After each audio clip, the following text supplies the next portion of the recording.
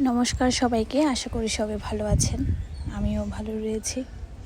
তো আজকে মের 2 তারিখ। তো আমার জীবনে বিশেষ একটি দিন। বিশেষ একজন মানুষের সাথে বিশেষভাবেই কিন্তু কাটিয়েছিলাম পুরোটা দিনই। দুপুরে বাইরে খাওয়া দাওয়া, রাতে বাইরে খাওয়া দাওয়া, তারপর সারাটা দিন বৌদ্ধ মন্দির দর্শন, সব কিছু মিলিয়ে তাও আবার দেশের বাইরে, সব কিছু মিলিয়ে অসাধারণ একটি সময় কাটিয়েছি। সত্যি আমি নিজেকে খুব ভাগ্যবান বলে মনে করছি। তবে যাই হোক, আমার এই বিশেষ দিনে আমি শ্রীলঙ্কায় দ্বিতীয়বারের মতন গঙ্গারামা বৌদ্ধবিহারে গিয়েছিলাম। এটা গতকালে যে ভিডিওটা আমি পোস্ট করেছি, ওটা হচ্ছে কেলানিয়া রাজা মহাবিহার। ওটাও ছিল খুবই প্রাচীন এবং প্রত্যেকটা কিছুর পেছনে অনেক হিস্টোরি রয়েছে।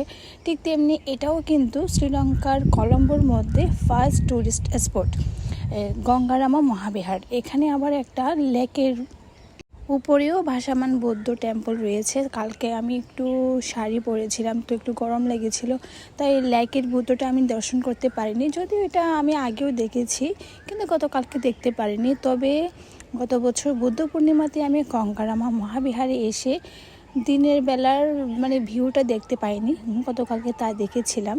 আসলে রাতের বেলার দৃশ্য একরকম সুন্দর, দিনের বেলার দৃশ্যটাও অন্যরকম সুন্দর। তবে বৌদ্ধ পূর্ণিমাতে এখানে আসলে ঘুরে দেখার মতন অবস্থা থাকে না। প্রচুর পরিমাণ মানুষ থাকে আর প্রচুর পরিমাণ গরম থাকে, আর ধূপের ধোঁয়া আর প্রদীপের আলো সব কিছু মিলে অনেকটা গরম লাগে আর কি।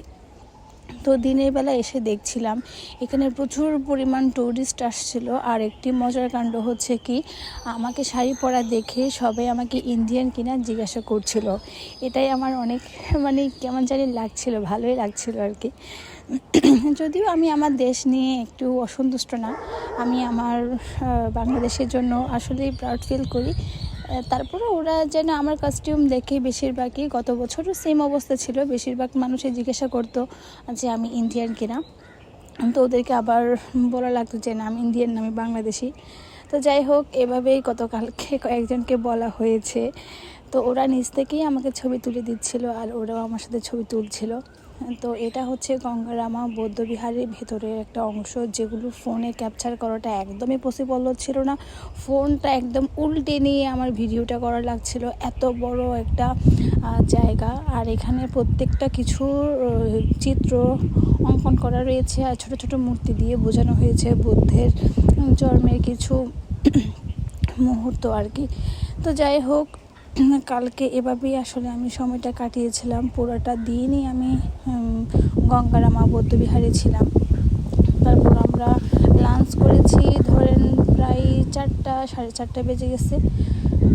ওখানেও গিয়ে তেমন বেশি কিছু খেতে পারিনি, একদম আমরা বিকেল টাইমে গিয়েছিলাম, সব কিছু শেষ হয়ে গিয়েছিল। তারপরেও এটা ভালো লাগছে যে আমার প্রত্যেকটা বিশেষ দিনে, যেমন মেয়ের 1 তারিখ ছিল আমার জন্মদিন, তখনও আমি কেলানিয়া রাজা মহাবিহারে গিয়েছিলাম।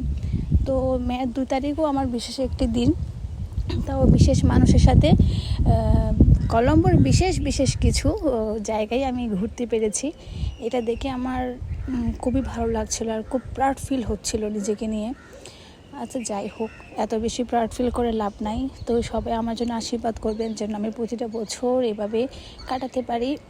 এভাবে বলতে আমি আসলে থাইল্যান্ডেও যাওয়ার জন্য চেষ্টা করেছিলাম, কিন্তু থাইল্যান্ডে কিছু প্রসেসিংয়ের ঝামেলা ছিল, যার কারণে আমি যেতে পারিনি। আসলে আমি থাইল্যান্ড কিন্তু ঘুরতে যাওয়ার চেয়ে বেশি আমি বৌদ্ধ মন্দিরে দর্শনের জন্য যেতে চেয়েছিলাম।